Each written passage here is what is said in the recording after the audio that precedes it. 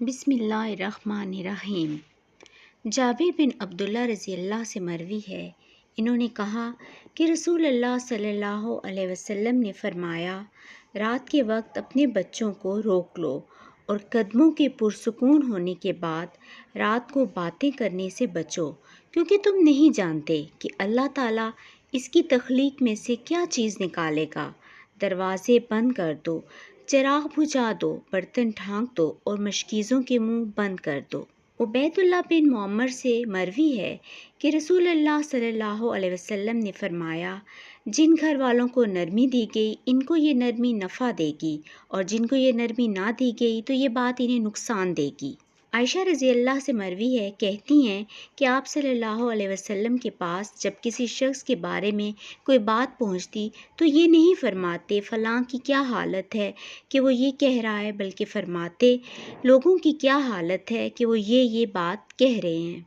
العور سے مروی ہے کہ رسول اللہ صلی اللہ علیہ وسلم نے فرمایا، میں اپنی امت سے 3 باتوں کے بارے میں ڈرتا ہوں: حد سے زیادہ بخیلی، خواہش پرستی اور گمراہ امام حاکم۔ انس بن مالک رضی اللہ سے مروی ہے کہ وہ شخص مومن نہیں جس کا پڑوسی اس کی شرارتوں سے محفوظ نہیں۔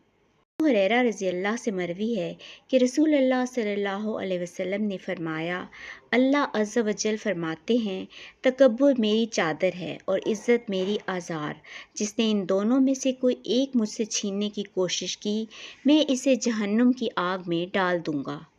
ابو ہریرہ رضی اللہ سے مروی ہے، انہوں نے کہا کہ رسول اللہ صلی اللہ علیہ وسلم نے فرمایا، صلہ رحمی سے زیادہ جلد ثواب دلانے والا جس میں اللہ کی اطاعت کی جائے کوئی عمل نہیں، اور سرکشی اور قطع رحمی سے زیادہ جلد سزا دلانے والا کوئی عمل نہیں، اور جھوٹی قسم گھروں کو ویران کر کے چھوڑتی ہے۔ انس بن مالک رضی اللہ سے مروی ہے، انہوں نے کہا کہ ایک بوڑھا آدمی نبی صلی اللہ علیہ وسلم سے ملنے آیا، لوگوں نے اس کے لیے جگہ چھوڑنے میں دیر کی تو نبی صلی اللہ علیہ وسلم نے فرمایا،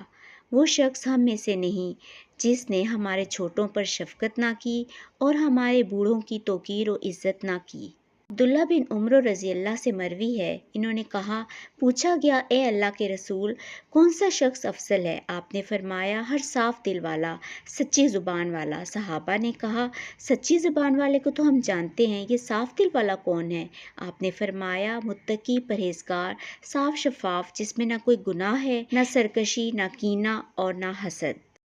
ابو ہریرہ رضی اللہ سے مروی ہے، انہوں نے کہا کہ رسول اللہ صلی اللہ علیہ وسلم نے فرمایا، اس نے تکبر نہیں کیا جس نے اپنے خادم کے ساتھ کھانا کھایا اور بازاروں میں گدھے پر سوار ہوا اور بکری کو رسی ڈال کر اس کا دودھ دھویا۔